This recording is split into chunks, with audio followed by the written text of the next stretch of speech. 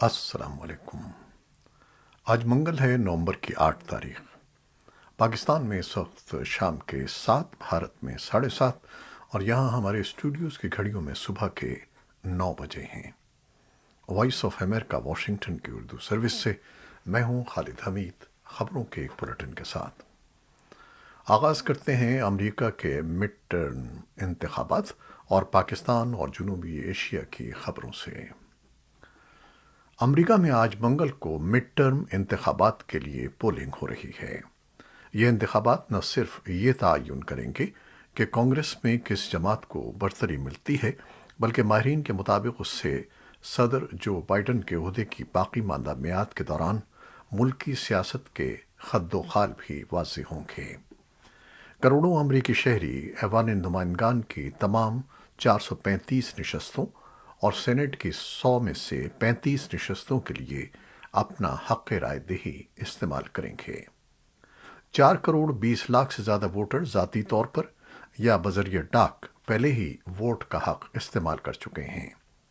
کچھ تجزیہ کاروں کا خیال ہے کہ اس برس ڈالے جانے والے ووٹوں کی تعداد سن 2018 کے وسط مدتی انتخابات کے ووٹوں سے زیادہ ہو سکتی ہے۔ اس وقت ڈیموکریٹس کا کانگریس کے دونوں ایوانوں پر معمولی کنٹرول ہے، تاہم پری الیکشن پولنگ سے یہ ظاہر ہو رہا ہے کہ ریپبلکن ایوان نمائندگان اور ممکنہ طور پر سینٹ میں بھی برتری حاصل کر سکتے ہیں۔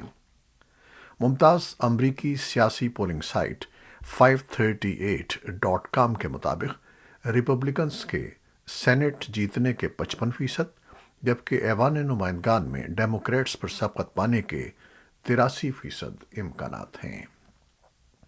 ویب سائٹ نے پیشگوئی کی ہے کہ ریپبلکن پارٹی ایوان نمائندگان میں 210 کے مقابلے میں 225 کی برتری حاصل کرنے کے لیے 13 نشستیں حاصل کر لے گی، جبکہ سینٹ میں اس کی نشستوں کی تعداد 51 ہو جائے گی۔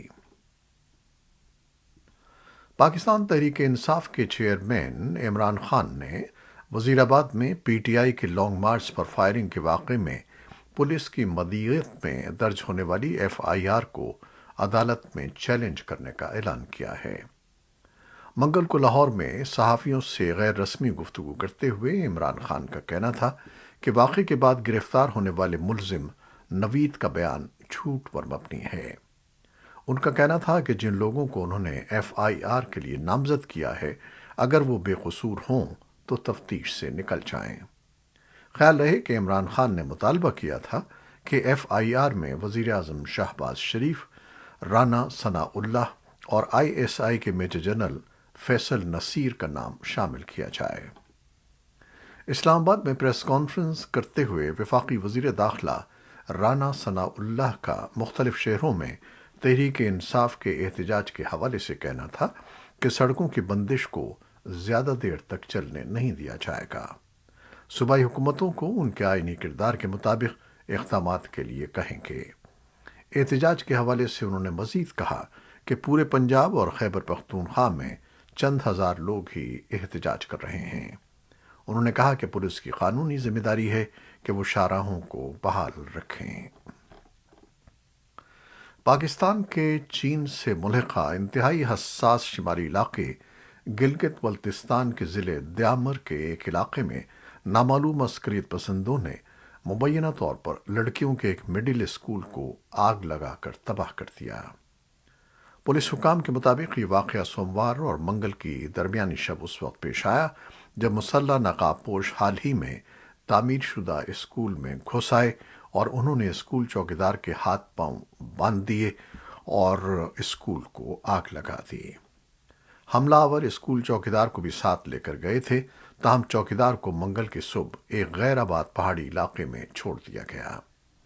گلگت بلتستان کے وزیر اعلیٰ اور چیف سیکریٹری نے اس واقعے کا نوٹس لیتے ہوئے واقعے میں ملوث افراد کو فوری طور پر گرفتار کرنے اور اسکول میں درس و تدریس کا سلسلہ بحال کرنے کی ہدایت کی ہے، جس کی 7 جماعتوں میں مجموعی طور پر 68 طالبات زیر تعمیل ہیں۔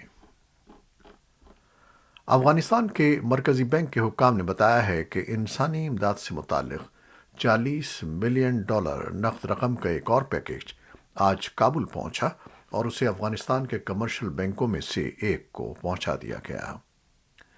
बैरून मुल्क मुकीम अफगान तज्जियाकारों समेत बहुत से अफगान अफराद का ख्याल है कि ये रकम अमरीका ने तालिबान हुकूमत को भेजी है, लेकिन तालिबान की वजारत ख़जाना का कहना है कि ये रकम अफगानिस्तान में अमरीकी एजेंसियों की है और उनका इस्तेमाल अफगानिस्तान में इंसानी हमदर्दी की तजावीज़ पर होता है। वजारत ख़जाना के तर्जुमान अहमद वली हकमल ने वॉइस ऑफ अमेरिका को बताया कि इन रकूम के अखराजात में तालिबान हुकूमत का कोई किरदार नहीं है और नक़द रकम अफगानिस्तान में अक़वाम मुत्तहिदा की एजेंसियाँ बराह रास्त खर्च करती हैं। अफगानिस्तान के लिए रेड क्रॉस की इंटरनेशनल कमेटी के नुमाइंदे एलॉय फिलियन ने ट्विटर पर कहा है कि अफगानिस्तान में हर रोज़ उन अफगानों की तादाद में इजाफा हो रहा है जो खुराक के लिए जद्दोजहद कर रहे हैं, और उन्होंने कहा कि उन्हें फ़िक्र है कि मौसमी सरमा की आमद से अफगानिस्तान में सूरत हाल मज़ीद ख़राब हो जाएगी। उनका कहना था कि इसलिए मज़ीद बैनुल-अक़वामी इमदाद की सख्त ज़रूरत है। और अब आलमी खबरें। मिस्र में आब व हवा की तब्दीली से मुतालिक होने वाली कॉन्फ्रेंस में मंगल के रोज़ आलमी रहनुमाओं ने ग्लोबल वार्मिंग से निपटने के लिए सख्त इक़दामात पर जोर दिया, जबकि आब व हवा से मुतालिक अक़वाम मुत्तहिदा के मुज़ाकरात में मादनी ईंधन की कंपनियों से उन मुतालबों में इजाफ़ा हो गया है कि वो उस नुकसान की अदायगी में मदद करें जिसे पैदा करने में उनका अमल दखल है। अक़वाम मुत्तहिदा के सरबराह एंटोनियो गुतरेस ने पीर को खबरदार किया कि इंसानियत आब व हवा के तबाहकुन असरात से नबर्द आसमां है, और उन्होंने मुल्कों पर जोर दिया कि वो ताउन करें या फिर मज़ीद तबाही का सामना करें।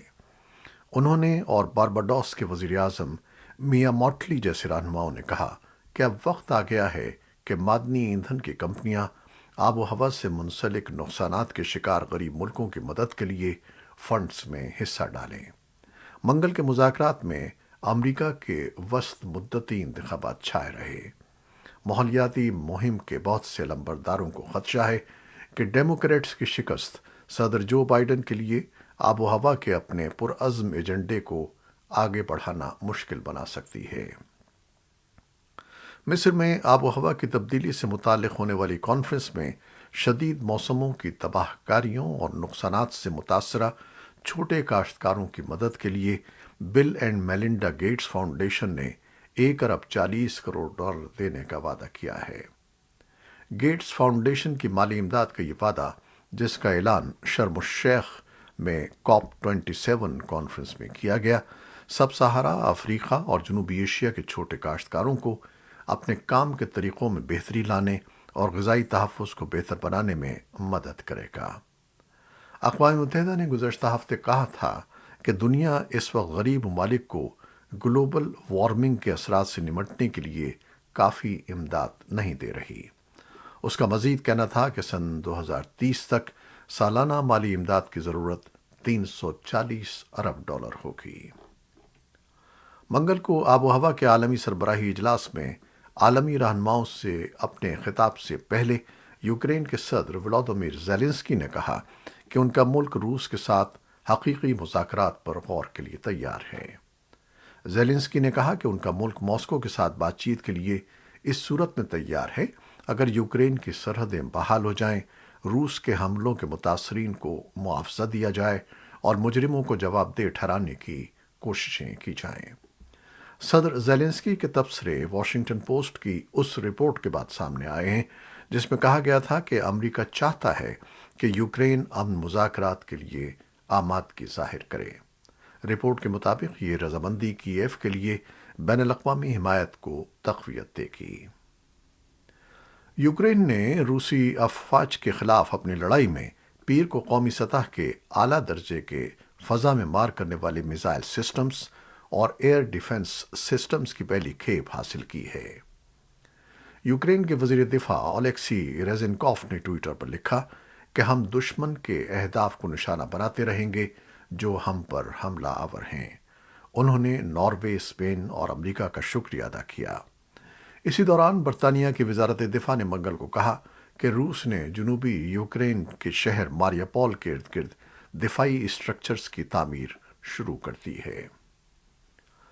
یوکرین جنوب مشرقی ایشیائی ممالک کے ساتھ اپنے تعلقات کو فروغ دے رہا ہے اور وہ اس ہفتے کے آخر میں کیمبوڈیا کے شہر نوم پن میں جنوب مشرقی ایشیائی ملکوں کی تنظیم آسیان کے ساتھ اہم خارجہ تعلقات کے ایک معاہدے پر دستخط کر رہا ہے۔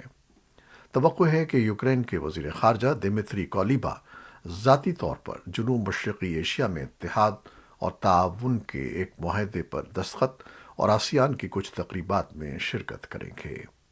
ٹی اے سی نامی یہ امن معاہدہ آسیان کو فنڈز دینے والے ارکان نے 1976 میں تشکیل دیا تھا، جس میں معاہدے میں شریک ملکوں کے لیے باہمی احترام، علاقائی سالمیت اور قومی شناخت کے بنیادی اصولوں کا احاطہ کیا گیا تھا۔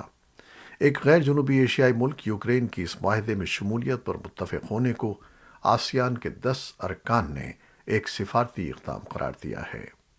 بلاک جنگ میں گھرے اس ملک کو مواد یا مالی امداد دینے کا متقاضی نہیں ہوگا۔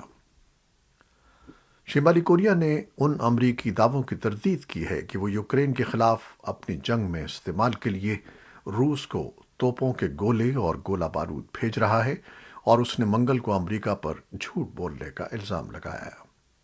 یہ تردید شمالی کوریا کی طرف سے ہتھیاروں کے درجنوں تجربات کے اس سلسلے کے بعد سامنے آئی ہے جس میں براعظم امریکہ پر حملہ کرنے کی صلاحیت کے حامل جوہری صلاحیت والے میزائل بھی شامل تھے۔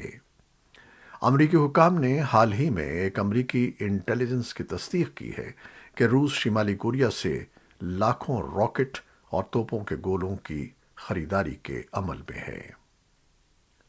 ایران کی اخلاقیات کی پولیس کی حراست میں ہلاک ہونے والی 22 سالہ کرد ایرانی خاتون مہسا امینی کی موت کے خلاف ایران بھر کے ہر صوبے میں تقریباً 2 ماہ سے مظاہرے جاری ہیں، لیکن احتجاج کا یہ سلسلہ صرف ایران میں ہی نہیں ہو رہا بلکہ Washington D C, Los Angeles اور امریکہ بھر میں بھی ایسے ہی مظاہرے جاری ہیں جن پر امریکہ توجہ دے رہا ہے۔